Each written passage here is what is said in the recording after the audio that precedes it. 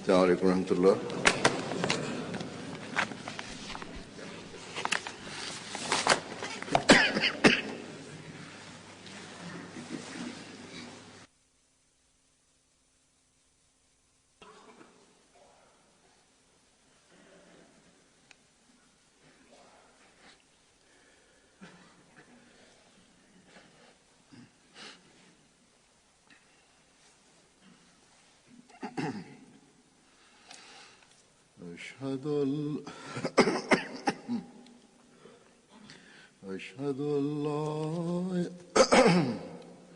أشهد أن لا إله إلا الله وحده لا شريك له وأشهد أن محمدا عبده ورسوله أما بعد فأعوذ بالله من الشيطان الرجيم بسم الله الرحمن الرحيم الحمد لله رب العالمين الرحمن الرحيم مالك يوم الدين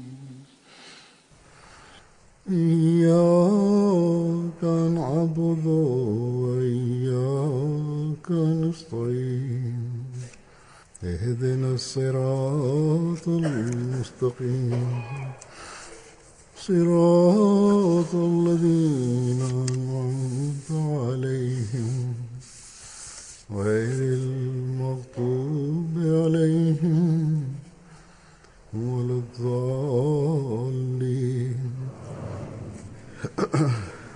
Në hutben e fundit ju kisha tërhequr vëmendjen rreth rëndësisë së namazit dhe rreth kryerjes së këtij obligimi.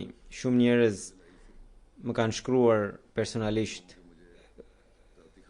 po duke treguar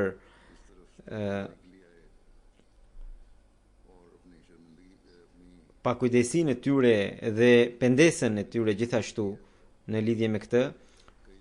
Nga shumë vende edhe përgjegjësit e xhamatit më kanë shkruar që me të vërtet kanë pasur një pakujdesi në këtë drejtim dhe kanë hartuar programe për të ardhmen që do të mundohen maksimalisht që këto pakujdesi të largohen.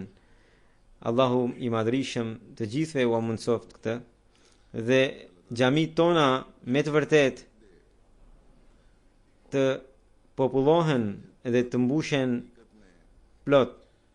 Por përgjegjësit gjithmonë duhet të kenë parasysh që çdo punë do të ketë rezultatet e larta atëherë kur ajo kryhet me qëndrueshmëri të plot. Fillimisht shumë nga ne e fillojnë punën me një entuziazm të lartë, por me kalimin e kohës vjen i kaplon një pakujdesi dhe dembeli. Kjo është edhe natyra e njeriut.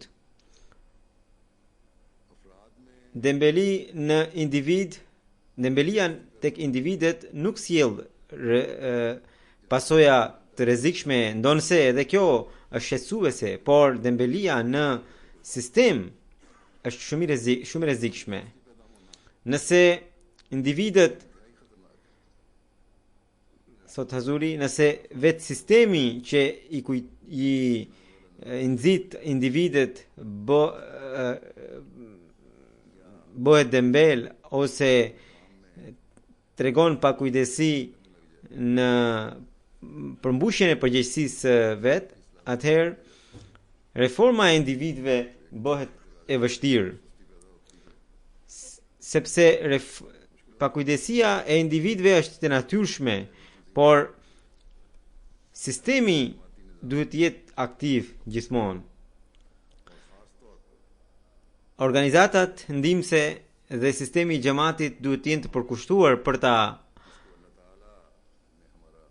kryer detyrën që Zoti i Madhërisëm na ka ngarkuar. Dhe për këtë arsye në këtë hartoni projekte dhe programe që në vend që të pësoni dembeli në të ardhmen, çdo hap juaj t'ju çohet drejt përparimit. Përparimi i adhurimeve tona do të na çohet drejt sukseseve. Për këtë arsye kjo është shumë e rëndësishme. I gjithë sistemi duhet të jetë shumë serioz në këtë drejtim. Edhe lajnat duhet të luajnë rolin e tyre të duhur. Duhet të jenë të shqetësuar pra gratë për namazet e fëmijëve të tyre, që si fëmijët e tyre ta bëjnë namazin, kryerjen e namazit si shprehi, dhe gratë kanë përgjegjësi që t'i kujtojnë edhe bashortët edhe fëmijët e tyre që ata të shkojnë rregullisht në xhami. Nëse gratë do ta luajnë rolin e tyre siç duhet, do të shikojmë një ndryshim të jashtëzakonshëm. Këtu dua të korrigjoje një gabim të atyre të cilët thonë se mos na thoni për namazet dhe mos na pyesni për namazet, sepse kjo është diçka që është një çështje midis nesh dhe Zotit. Shumë gra më ankohen, më shkruajnë që kur ne u themi bashortëve tan, ata fillojnë të grindin me ne. Kështu më shkruajnë. Burrave të tillë u them se padyshim që kjo është një çështje midis robit dhe Zotit, por interesimi dhe nxitja ndaj kësaj detyre është detyrë e sistemit dhe detyrë edhe e grave, pra bashorteve, madje e kanë obligim. Po të ishte vetëm kaq që nëse do të keni vullnet, do ta falni, dhe nëse nuk do ta keni, nuk do ta falni, ose nëse jeni shumë të lodhur gjatë natës, ose mendoni se vetëm gjatë natës mund të pushoni edhe kur vjen koha e sabahut, gjumi juaj është në kulm, edhe për këtë arsye juve ju falet namazi i sabahut.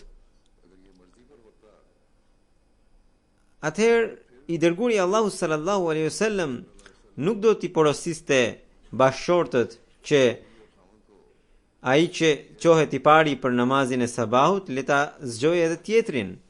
Edhe nëse nuk zgjohet tjetri, le të përdor edhe, le të spërkat edhe ujë. Madje në disa hadithe ka edhe porosi më të rrepta në këtë pikë. Disa në xhuman e kaluar ju kisha treguar edhe disa hadithe. Kështu që ky mendim është i gabuar që në çështjen e namazit të jeni të lirë. Edhe kjo është vetëm një çështje midis jush dhe Zotit. Në momentin kur ju e lidhni veten me një sistem të xhamatit, dhe ai sistem kur ju pyet për namazet tuaja, atëherë në vend që t'ju mbetet qefi, duhet të bashkëpunoni. Po, nëse njeriu që fal shumë namazet dhe pastaj edhe mburret dhe i tregon botës që un fal vazhdimisht namazet me xhamat, atëherë patjetër që kjo bëhet shndrohet në mëkat. Sidoqoftë, çdo kush duhet ta ketë parasysh rëndësinë e namazeve, edhe për këtë ai duhet përpiqet maksimalisht që kjo porosi të përmbushet sipas porosive të Zotit të Madhërisëm dhe të profetit të tij sallallahu alaihi wasallam. Pas kësaj tërheqje vëmendje do t'ju tregoj disa pika duke u referuar fjalëve të Hazrat Mesiut të premtuar alayhi salatu wassalam rreth namazit, të cilat më shumë kanë lidhje me çështjet e fikut, pra të jurisprudencës ose të kushteve të namazit. Janë bisedat ose pyetje përgjigje që janë zhvilluar midis Mesiut premtuar Islam dhe ahmedianëve të tjerë, të cilët kanë pyetur Mesiun premtuar Islam për çështje të ndryshme. Me bekimin e Zotit të Madhërisëm në xhamatin musliman Ahmedia hyn muslimanët nga të gjitha sektet, edhe disa njerëz e gjejnë xhamatin duke vepruar në një mënyrë që ata nuk vepronin, ose e gjejnë xhamatin ose veprimet që ata bënin nuk e gjejnë tek xhamati. Ne e kemi pranuar Mesiun e premtuar alayhi salatu wassalam si gjykatës dhe vendimtar, siç profeti sallallahu alaihi wasallam ka thënë, kështu që ne do të veprojmë ashtu siç ai na ka treguar.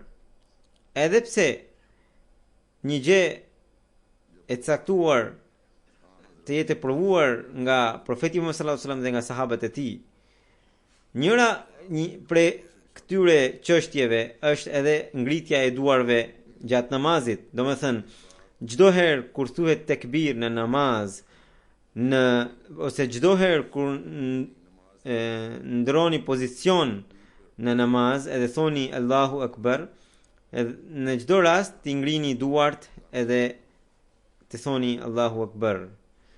Këto janë çështje të vogla të cilat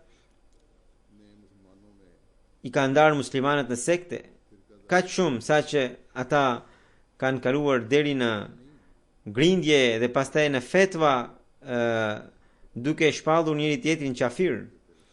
Madje nëse një hoxh i një sekti të caktuar i drejton namazin një populli i cili përket një sekti tjetër, sipas disave kurorzimi pra nikahu i gjithë atyre njerëzve prishet. Këto nuk janë ngjarje të vjetra, ndodhin edhe sot. Ditët e fundit në Indi ndodhi një ngjarje e tillë që një muslimanët e një fshati falën namaz në mbrapa një hoxhe i cili përkiste një sekti tjetër, dhe hoxha i atij fshati ose asaj province lëshoi fetva që nikahu ose kurorzimi i gjithë atyre burrave ishte prishur. Edhe pastaj ata erdhën me radhë edhe e ribën kurorzimin, pra secili prej tyre, pra fen e kanë bërë qesharake. Hazrat Mesiu premtuar alayhi salatu wassalam erdhi për t'i dhënë fund të gjitha këtyre grindjeve. Ai tha që un jam vendimtar dhe gjyqtar sipas thënies së Muhamedit sallallahu alaihi wasallam. Edhe ai ka dhënë zgjidhje në rastin konkret, pra në ngritjen e duarve. Ai tha se nuk ka asnjë lloj problem, sepse Mesiu premtuar alayhi salatu wassalam për disa çështje të vogla ka thënë se bëhet edhe kështu, bëhet edhe ashtu, nuk ka ndonjë problem. Sepse Mesiu premtuar alayhi në lidhje me këtë tha se në hadithe përmenden të dyja rastet. Madje praktika e wahabistëve dhe praktika e sunive që janë të ndryshme tregojnë që profeti Muhammed sallallahu alaihi wasallam edhe dikur ka vepruar, pra ka ngritur duart dhe më pas nuk i ka ngritur duart. Pra Mesiu premtuar Islam tha se derisa vërtetohen të dyja gjestet nga profeti sallallahu alaihi wasallam, dhe atëherë të dyja lejohen, por ai vet ka praktikuar veprimin e tij të fundit që nuk i ka ngritur duart në çdo pozicion. Në lidhje me këtë ka edhe një rrëfim tjetër. Hazrat Sahib Zada Mirza Bashir Ahmed Sahibi tregon që Hafiz Nur Muhammad Sahibi më tregoi me shkrim që një herë ai dhe shokët e tij pyetën Mesiun e premtuar alayhi salatu wassalam në lidhje me recitimin e El Fatihas mbrapa imamit dhe ngritjen e duarve, dhe të thënit amin me zë të lartë.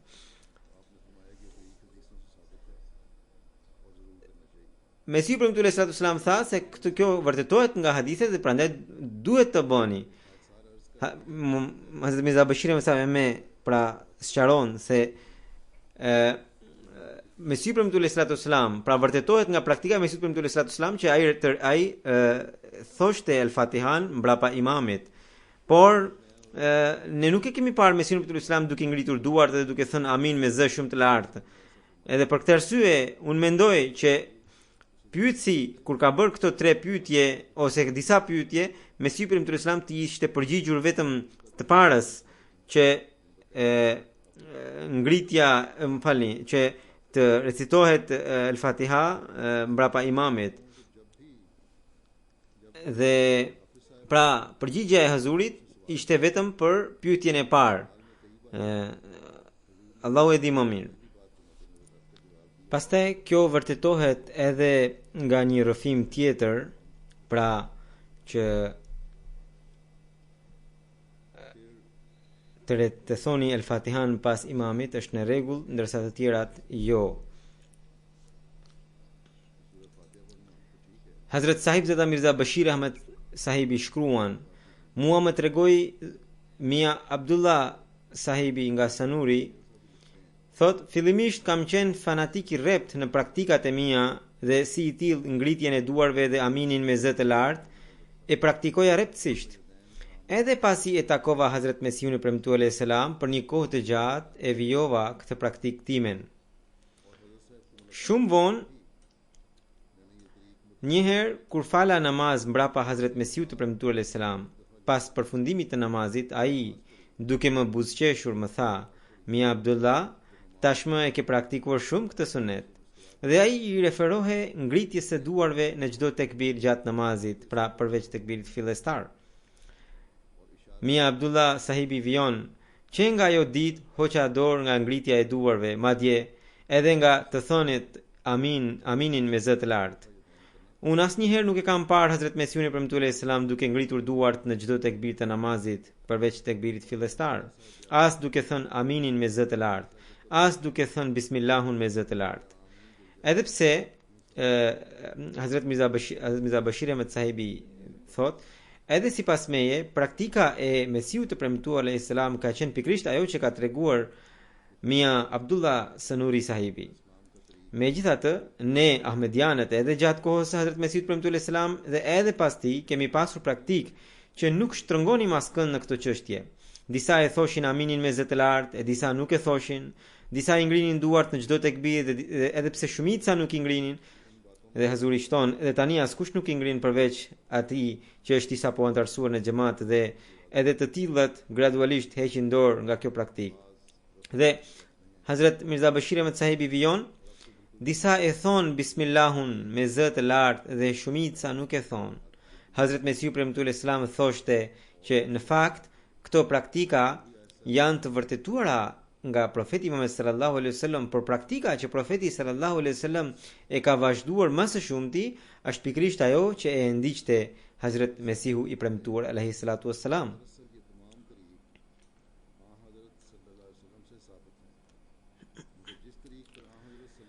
Ku duhet t'i lidhni duart gjatë qëndrimit në namaz? Është një pyetje që bëhet shpesh. Pra, kur njeriu qëndron në namaz, kur e fillon namazin dhe i lidh duart, në cilin vend duhet i lidh? Disa njerëz gjatë namazit i lidhin duart poshtë kërthizës, disa në mes e disa të tjerë shumë sipër. E kemi pra një rrëfim në lidhje me këtë çështje. Hazrat Mirza Bashir Ahmed Sahibi shkruan, mua më tregoi Molvi Sayyid Muhammad Sarwar thot, mua më tregoi Molvi Sayyid Muhammad Sarwar Shah Sahibi, njëherë Hazrat Molvi Nuruddin Sahibit i erdhi një letër në të cilën shkruesi pyeti: kur robi qëndron në këmbë në namaz, pasi e bën niyetin, ku duhet i lidh duart? Dhe a ka ndonjë hadith sahih që flet për lidhjen e duarve sipër kërthizës apo jo? Hazrat Molvi sahibi ja paraqiti letrën Hazrat Mesiut të premtuar alayhis salam dhe I tha që hadithet që gjenden për këtë çështje janë të diskutueshme. Hadisologët kanë shprehur mendime të ndryshme e disa prej tyre I kanë quajtur të sakta e disa të pasakta. Hazrat Mesiu premtuar alayhis salam tha: "Molvi sahib, ju kërkoni hadithin se patjetër do ta gjeni." Gjatë rinis, edhe pse unë rrethohesha, pra Mesiu premtuar alayhis salam thot këtë gjë, thot gjatë rinis, edhe pse unë rrethohesha nga njerëzit të mëdhëbit Hanefi, asnjëherë nuk më pëlqeu të lidhja duart poshtë kërthizës gjatë namazit. Madje gjithmonë më pëlqeu të lidhja duart sipër kërthizës. Hazrat Mesiu premtuar alayhi salatu wassalam vijoi dhe vazhdimisht kam provuar që kur natyra ime ka pëlqyer një gjë të caktuar, patjetër kam gjetur edhe ndonjë hadith në pohimin e saj, edhe sikur nuk e dija rreth atij hadithi deri më parë. Andaj ai e porositi Hazrat Kalifin e parë që ta kërkonte hadithin dhe tha se do ta gjente. Rëfimtari, pra Hazrat Molvi Server Shah sahibi vijon. Pas kësaj, Hazrat Molvi sahibi u largua dhe afërsisht pas gjysmë ore u kthye shumë I gëzuar. Ndërkohë kishte edhe një libër në dorë. Duke u drejtuar Hazrat Mesiu të premtuar alayhis salam, tha: "Hazur, e gjeta hadithin dhe këtë e kanë rrëfyer të dy shehët, pra Hazrat Abu Bekri radhiyallahu anhu dhe Hazrat Omeri radhiyallahu anhu. Gjithashtu, askush nuk e ka quajtur të diskutueshëm këtë hadith." Hazrat Molvi sahibi shtoi: "Është bekimi I porosisë suaj që kam gjetur këtë hadith që thot që Hazrat Profeti Muhammed sallallahu alaihi wasallam më shumë ka praktikuar lidhjen e duarve sipër kërthizës gjatë namazit." Hazrat Haji Ghulam Ahmed sahibi Rfen, një njeri pyeti që ku duhet t'i lidh duart gjatë namazit. Disa njerëz mbeten në detaje me shumë fanatizëm. Hazrat Mesiu premtuar alayhis salam në rrëfimin e sipër më tregoi pëlqimin e tij, madje porositi që ta gjente pra porositi Hazrat Kalifin e parë që ta gjente hadithin që përputhet me natyrën e tij, që duart duhet t'i lidhim sipër kërthizës. Nga ana tjetër, personit në fjalë për të cilin ai shikonte se kishte nevojë të ndreqte natyrën e tij, ju përgjigj: vetëm veprimet fizike sigurisht që janë të domosdoshme, por më shumë përqendrohuni në thelbin e namazit. Tha: vëmendjen tuaj kushtojini Zotit të Madhërisëm, sepse kjo është thelbësore.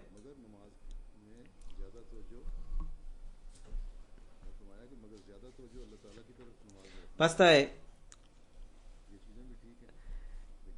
ngritja e gishtit në teshehud. Në lidhje me këtë, një njeri e pyeti Mesiun e premtuar alayhis salam që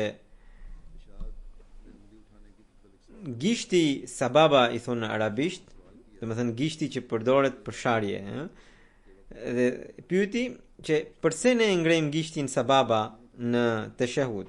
Dhe Mesiu premtuar alayhis salam tha që në kohën e Muhamedit sallallahu alaihi wasallam njerëzit këtë gisht e përdornin duke u drejtuar të tjerëve dhe duke nxjerr sharje, duke I sharë.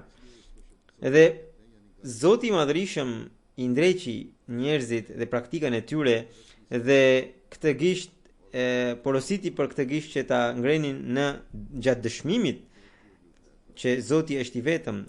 Dhe në këtë mënyrë gishti sababa u ndrua emri I tij edhe është quajtur gishti I dëshmimit.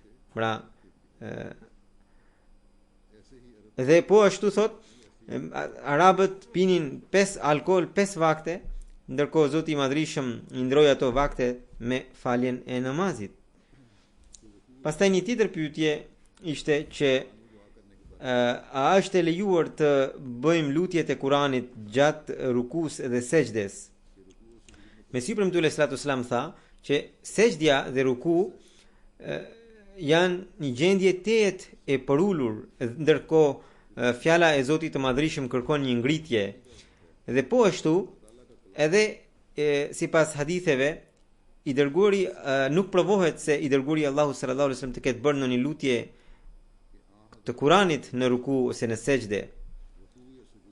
Hazrat Mirza Bashir Ahmad sahibi në lidhje me këtë thot se mua më tregoi Mia Khairuddin sahibi nga Sekhwani më tregoi me shkrim që një herë Hazrat Mesiu premtuar alayhi salatu wassalam tha se duhet të luteni shumë gjatë namazit dhe tha se duhet të luteni edhe në gjuhën tuaj. Por gjithçka që na ka mësuar i dërguari Allahu sallallahu alaihi wasallam, atë pjesë ashtu duhet ta bëjmë. Për shembull, pra në të njëjtën fjalë duhet të themi. Për shembull, Subhana Rabbiyal Azim, ashtu duhet të themi. Dhe në sejdë Subhana Rabbiyal Ala, kështu duhet të themi. Edhe pas kësaj ne mund të lutemi në gjuhën tonë sa të duam. Madje tha, pastaj tha se në ruku dhe në sejdë nuk duhet të bëni lutjet e Kuranit, sepse Kurani i Madhërisht është fjala e Allahut dhe kërkon një ngritje, ndërsa ruku dhe sejdë janë një gjendje të përulur dhe për këtë arsye në këtë pozicion nuk duhet të lexojmë fjalën e Allahut. Hazrat Kalifi i dytë radhiyallahu anhu, pra dikush e pyeti Hazrat Kalifin e dytë radhiyallahu anhu se pse nuk duhet të bëjmë lutjet e Kuranit në sejdë, ndërkohë sejdja është një pozicion shumë i përulur ku ne duhet të bëjmë sa më shumë lutje dhe lutjet e Kuranit duhet të pranohen në këtë gjendje.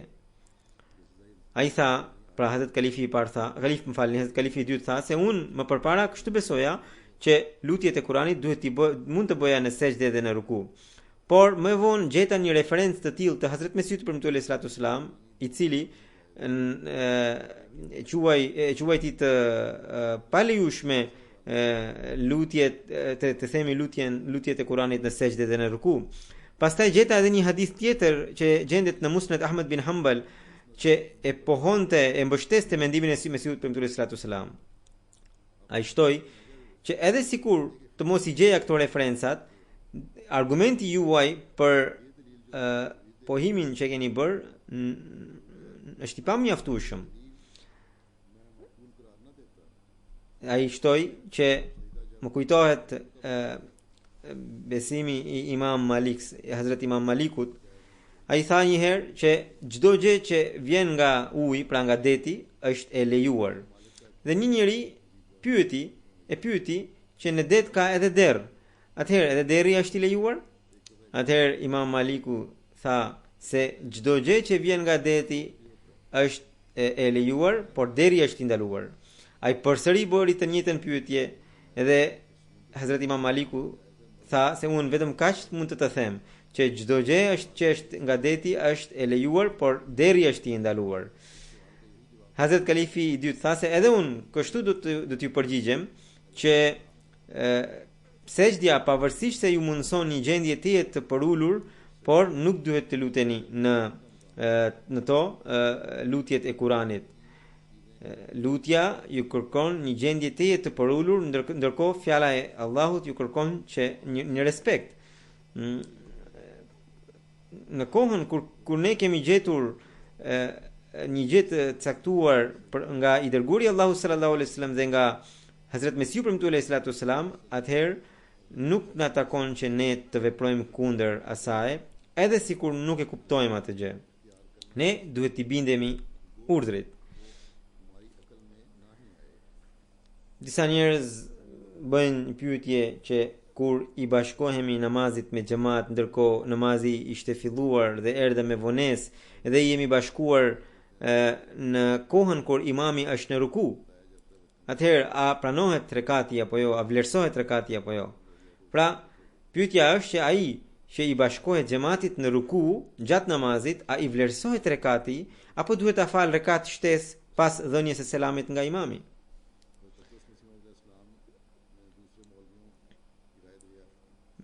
Kur Hazrat Mesiu premtuar sallallahu alaihi wasallam ju paraqit kjo pyetje, ai kërkoi mendimet e dietarëve të ndryshëm që ishin të pranishëm aty, më pas dha verdiktin e tij. Tha, praktika ime është ajo që thot profeti sallallahu alaihi wasallam, nuk ka namaz pa el Fatihan.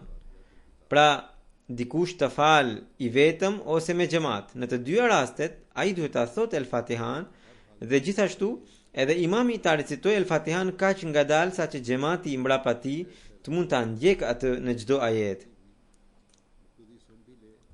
Megjithatë, vazhdon Hazrat Mesiu premtuar selam, një njeri që bën të gjitha përpjekjet për t'ju bashkuar namazit me xhamat, por e gjen vetëm në ruku dhe jo më herët, atij i vlerësohet rekati, edhe pse ai nuk e ka thënë El Fatihan, sepse hadithi fisnik gjithashtu thot, pra fjala e profetit sallallahu alajhi wasallam gjithashtu thot, ai që gjeti rukun e gjeti edhe rekatin. Thot, çështjet e fikhut trajtohen në dy mënyra. Në njërën anë, i dërguari i Allahut sallallahu alaihi wasallam tha, duke e theksuar madje, duhet ta thuash El Fatihan në namaz, sepse ajo është nëna e librit dhe El Fatihaja është namazi. Por për një njeri që bëri të gjitha përpjekjet për të arritur namazin me xhamat, por e ka gjetur vetëm në ruku, i është vlerësuar rekati, edhe pse nuk i ka thënë El Fatihan në atë rekat. Kjo sepse bazat e fesë janë mbi lehtësinë dhe butësinë. Natyra ime, thot Mesiu ibn Islam, natyra ime është e tillë që vetveti frenohem nga një punë e ndaluar. Edhe në këtë çështje është e qartë për mua që një njeri që gjeti 3 pjesë të plota të një rekati dhe nuk e ka gjetur dot vetëm një pjesë sepse ka pasur arsye, ai duhet të ndjek rrugën e lehtë.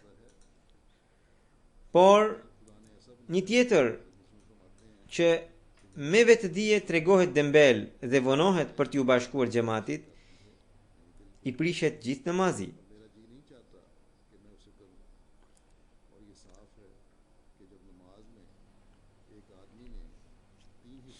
Njeriu duhet të veprojë sipas rrugës së lehtë, thot Hazrat Mesiu ibn Salam.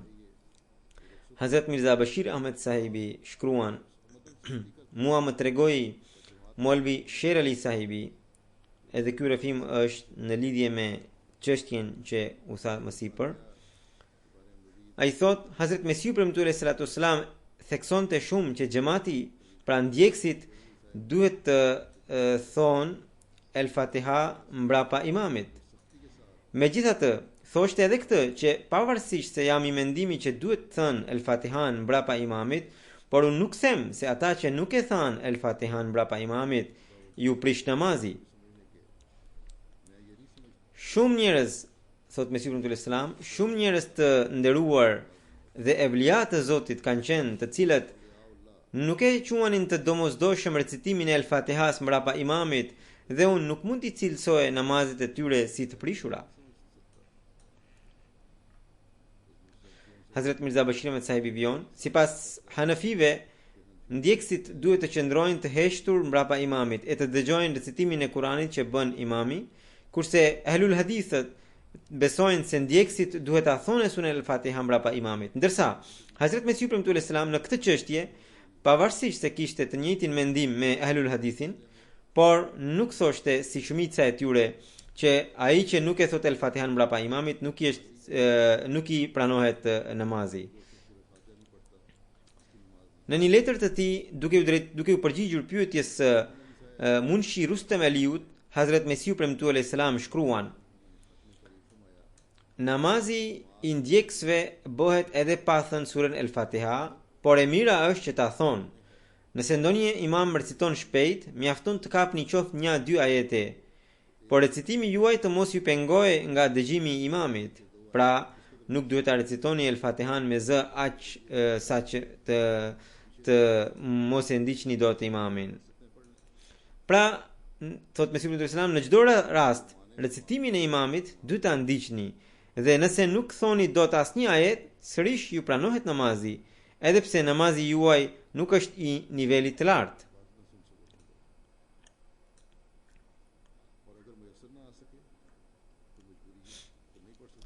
Hazrat Mirza Bashir Ahmed Sahibi shkruan, mua më tregoi Mia Khairuddin Sekhwani Sahibi me shkrim. Një herë e pyeta Hazrat Mesiun e premtuar alayhis salam për recitimin e El Fatihas mbrapa imamit. Ai mu përgjigj që recitimi i El Fatihas mbrapa imamit është gjë e mirë. E pyeta, nëse nuk e recitoj, a më pranohet namazi apo jo? Ai mu përgjigj, ju pranohet namazi, por e mira është që ta recitoni El Fatihan mbrapa imamit. Ai gjithashtu më tha, po të mos cilësohe namazi, pra po të mos pranohe namazi pa surën El Fatiha, si ka mundësi që nga medhebi Hanefi kanë dalë edhe njerëz kaq të sinqert, pra kaq shumë njerëz të sinqert, ndërkohë ata nuk e ndiqnin këtë praktik. Pra, namazi pranohet në të dyja mënyrat, por ndryshimi është se cila është mënyra më e mirë. Në të njëjtën mënyrë, ai i jep të përparësi aminit me zë të ulët mbi aminin me zë të lartë. Pir Sirajul Haq sahibi Rëfen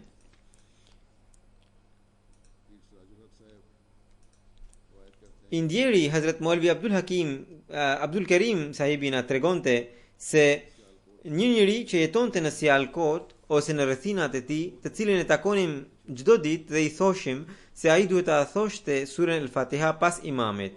Nga ana jon i kishim dhënë të gjitha argumentet, por ai nuk u bind.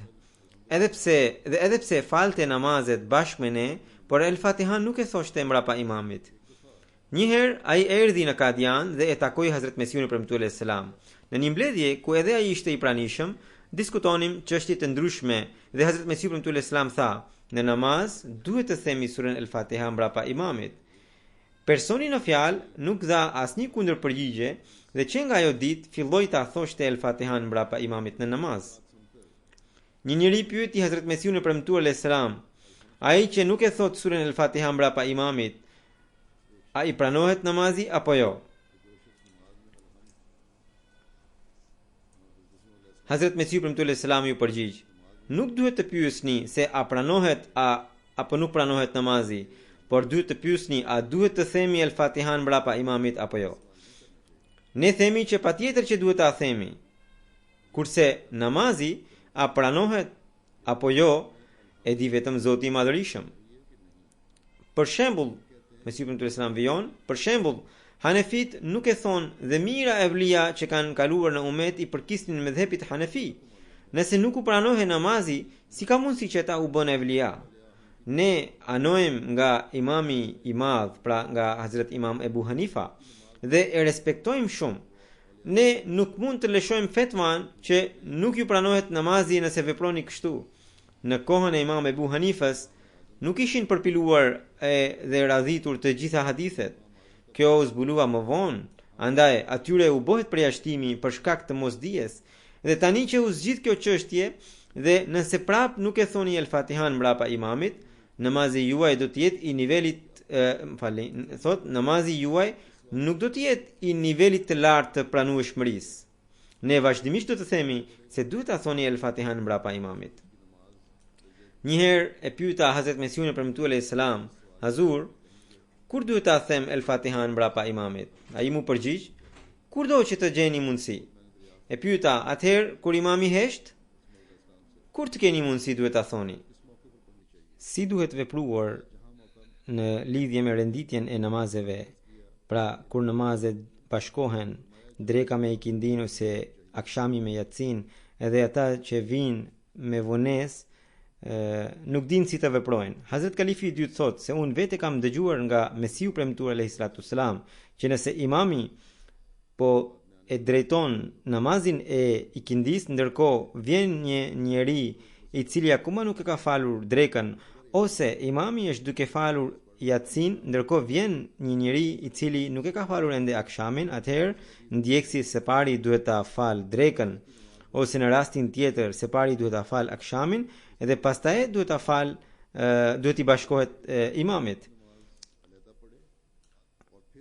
Në rastin e bashkimit të namazeve, një njeri kur vjen pra me vonesë, Mesiu premtuar alayhi salatu selam ka një vendim të qartë që nëse ai e kupton se imami është duke udhëhequr namazin e ikindis, ai së pari duhet ta fal drekën edhe pastaj duhet i bashkohet imamit. Po ashtu nëse ai e kupton se imami është duke e udhëhequr namazin e yatsis, ai duhet ta fal një herë akshamin dhe pastaj ti bashkohet imamit. Por në rast se ai nuk e di se cili namaz është imami duke e falur, atëherë ai le ti bashkohet xhamatit. Edhe më pa dhe në këtë mënyrë namazi i tij do të jetë po ai që e fal imami, më pas ai duhet ta vazhdojë namazin që ka mbetur. Për shembull, nëse vazhdon në xhami namazi i yatsis, edhe vjen një njeri i cili vjen me vonesë, dhe nëse ai e kupton se është namazi i yatsis, atëherë ai së pari do ta fal akshamin dhe pastaj do ta fal yatsin. Por nëse ai nuk e kupton se cili namaz është duke u falur, atëherë ai do t'i bashkohet namazit, edhe pse e kujton sikur po falet namazi i akshamit. Në këtë rast, ati nuk do t'i pranohet namazi, ai nuk do ta fal akshamin, por yatsin, sepse do të vlerësohet niyeti pra namazi i imamit, edhe pas asaj ai duhet ta fal namazin e akshamit. E njëjta gjë është edhe në rastin e drekës dhe të ikindis. Dikush pyeti, po Hazur, ka hadith ku thot që nuk ka namaz pas namazit të ikindis, kështu që një njeri që e fal ikindin bashkë me imamin, ndërkohë mendon se është dreka, pastaj si mund ta fal drekën pas ikindis? Mesiu premtues selam thot se është vërtet që ekziston një hadith i tillë, por në rast mosdije ekzistojnë përjashtime. Kështu që në këtë rast edhe ai është përjashtohet nga kjo porosi. Hazret Kalifi i dytë thot se unë kam dëgjuar jo një herë, por 2 herë që dikush përsëri e pyeti këtë gjë Mesiun e premtuar sallallahu alaihi wasallam. Ai tha, pra Mesiu i sallam tha, unë kam sqaruar këtë çështje që renditja e namazeve është diçka e rëndësishme, por një njeri që nuk e di se cilin namaz është duke e udhëhequr imami, drekën apo ikindin ose akshamin apo yatsin, ai le t'i bashkohet imamit dhe më pas do ta fal namazin e tij që i ka mbetur. Ishte praktika e Mesiut të premtuar sallallahu alaihi wasallam që ai sunetet dhe nafilet, edhe sunetet para namazit edhe pas namazit, i falte në shtëpi dhe farzët i falte në xhami. Kjo praktikë e tij ishte që nga fillimi, edhe këtë e ka vazhduar deri në fund të jetës së tij. Pra farzët i falte me xhamat në xhami. Po, kur pas farzëve shikonte që disa njerëz erdhën me vonesë edhe akoma nuk e kanë mbaruar namazin e tyre dhe nuk ka rrugë për të dalë nga xhamia, atëherë ai sunetet pas farzëve i falte në xhami. Po ashtu, nganjëherë kur bëhej ndonjë mbledhje dhe pas asaj mbledhje, menjëherë pas asaj mbledhje vinte koha e namazit, atëherë ai sunetet e atij namazi i falte në xhami. Duke parë praktikën e Mesiut premtuar sallallahu alaihi wasallam, në një kohë disa student të rinj pra, kur e pan Mesiun premtuar sallallahu duke vepruar në këtë mënyrë që pra nuk i falte sunetet në xhami, por i falte në shtëpi, ata kujtuan sikur Mesiu premtuar sallallahu nuk i falte sunetet fare. Dhe filluan të vepronin edhe ata në të njëjtën mënyrë. Kështu vepronte edhe Hazret Kalifi i parë që i falte sunetet në shtëpi dhe nuk i falte në xhami.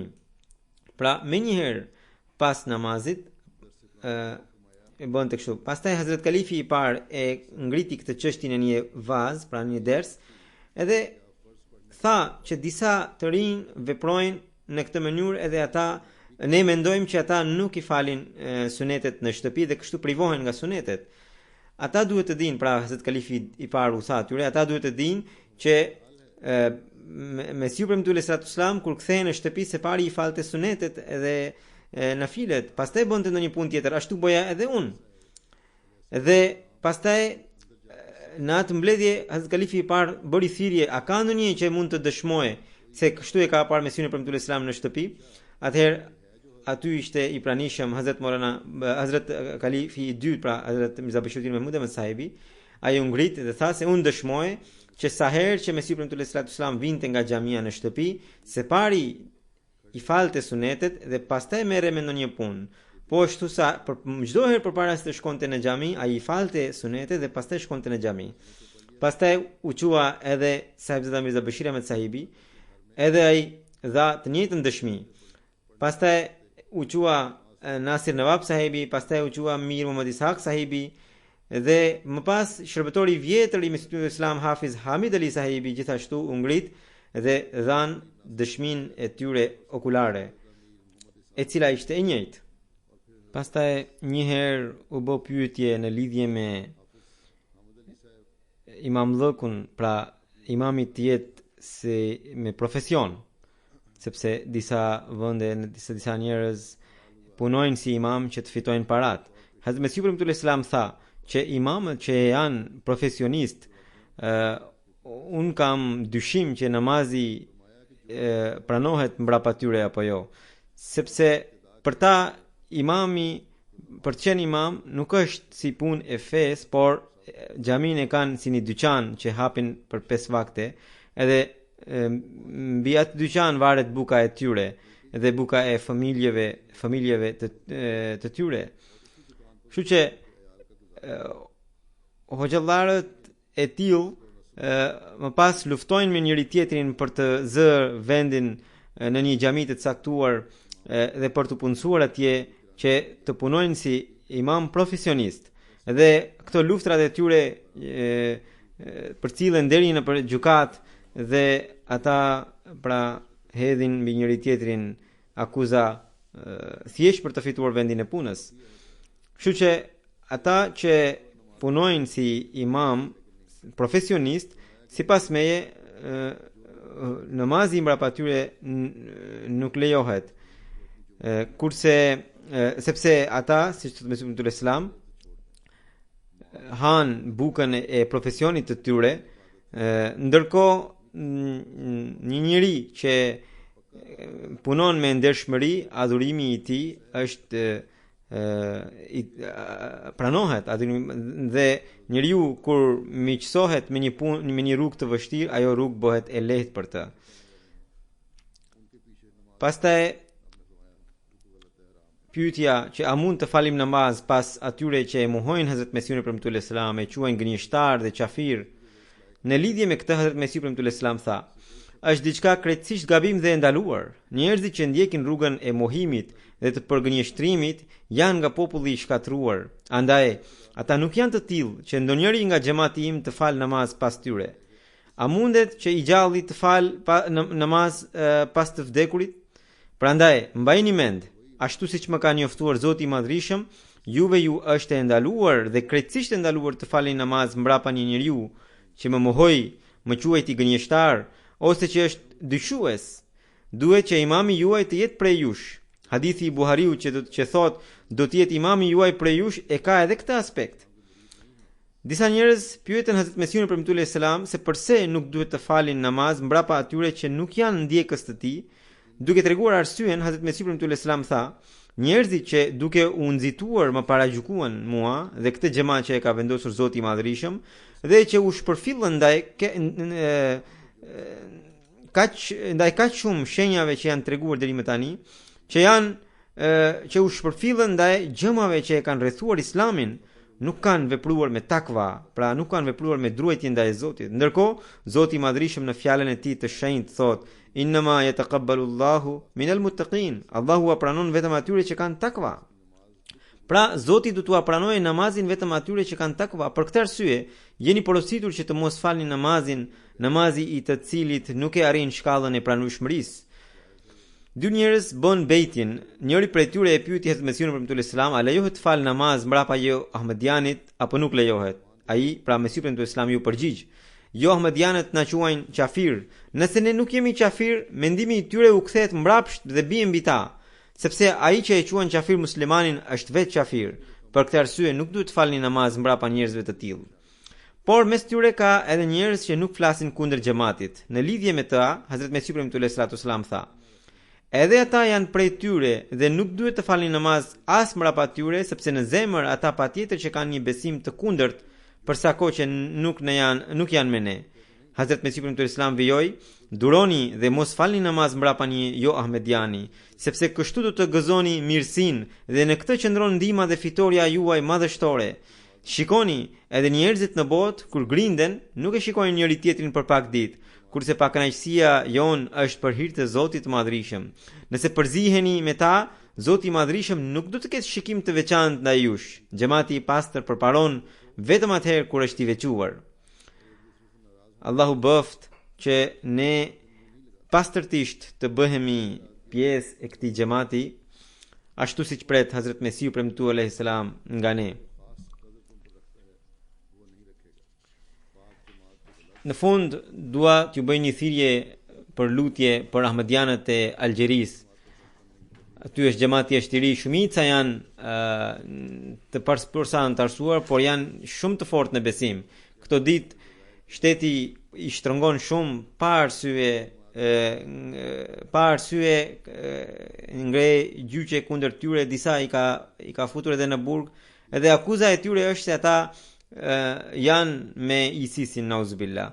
Ndërkohë e vërteta është që nëse në ndonjë shtet ka qytetar paqedashës që e zbatojnë edhe ligjin, janë pikërisht ahmedianët. Por nga që këta duan vetëm të gjejnë justifikime, të gjejnë arsye për të akuzuar, bëjnë gjëra të tilla. Disa efektiva policie u futën për shtëpi, madje porositën e urdhëruan një grua ahmediane që ta heqë shamin. Ajo tha se ti mund të më vrasësh mua, por unë nuk e heq shamin. Kështu janë edhe gjykatës. Një gjykatës i tha një ahmediani që nëse ti do të heqësh dorë nga ahmediati, unë menjëherë do të liroj. Ai tha se unë do të vdes, por nuk do të heq dorë nga ahmediati. Sepse ky është rruga, ky është Islami i vërtetë që tani e kam njohur. Edhe gjyqtari i tha, nëse me që e the këtë, unë tani për të fus në burg për gjithë jetën, aty do vdesësh.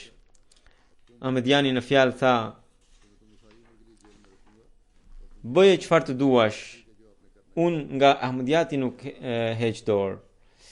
Pra këto janë situatat e vështira atje. Allahu u lehtësoft ahmedianëve dhe i bëft të qëndrueshëm edhe në besim, dhe kundërshtarët e Islamit dhe kundërshtarët e ahmediatit i bëft që të dështojnë të gjitha përpjekjet dhe sherret e tyre të kthehen mbrapsht. Allahu i madhrishëm i mbroj të gjitha ahmedianët nga sherret e tyre. Alhamdulillah nahmaduhu wa nasta'inuhu wa nastaghfiruhu wa nu'minu bihi wa natawakkalu alayhi wa na'udhu billahi min shururi anfusina wa min sayyiati a'malina. من يهده الله فلا مضل له ومن يضلل فلا هادي له ونشهد أن لا إله إلا الله ونشهد أن محمدا عبده ورسوله.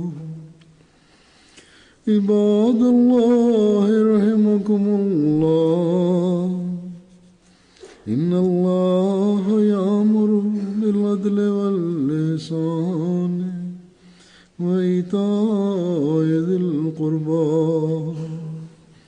وينهى عن الفحشاء والمنكر والبغي يعظكم لعلكم تذكرون. اذكروا الله يذكركم وادعوه يستجب لكم ولذكر الله أكبر.